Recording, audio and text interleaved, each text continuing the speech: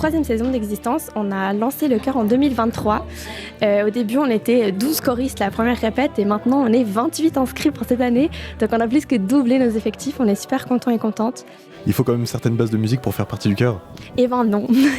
C'est ça qui est hyper chouette, c'est que le chœur il est ouvert à tous, sans condition d'entrée. Donc ça veut dire sans audition. On peut venir sans avoir besoin de prouver qu'on sait chanter. Il n'y a pas besoin de savoir lire une partition, il n'y a pas besoin de savoir chanter juste pour venir chanter. Le but c'est vraiment que n'importe qui ait l'envie de faire partie d'un groupe, qui ait envie de un peu explorer ce côté musical ou alors de juste venir passer des bons moments, c'est possible.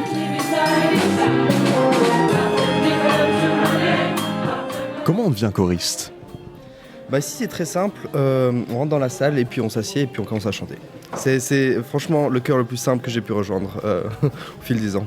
Je dirais ce qui est particulier avec ce chœur-là, c'est l'alchimie incroyable qui s'est créée spontanément dès le départ.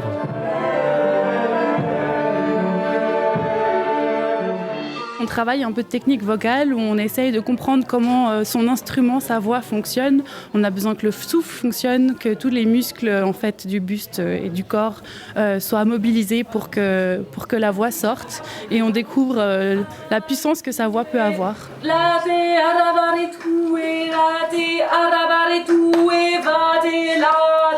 y a plein de consonnes et on le tire comme ça vers l'avant. En fait, on va essayer le mieux possible que chacun chante avec sa propre voix et ne pas forcément essayer d'imiter celle qui est à côté.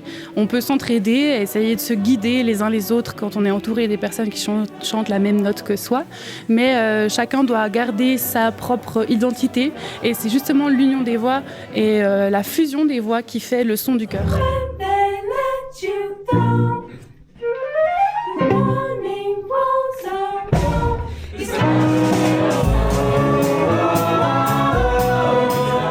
Ici, on fonctionne avec 4 voix, 4 tessitures. On a les basses, les ténors, les altis et les sopranis. Et simplement, on sent là où on est à l'aise assez vite, notamment quand on fait les échauffements. On peut sentir jusqu'où on est à l'aise. C'est justement la force du groupe, ça permet si on n'est pas sûr de sa voix ou si on pense qu'on chante faux, on est porté par les autres et on est noyé dans la masse et on y participe et au fur et à mesure on s'améliore.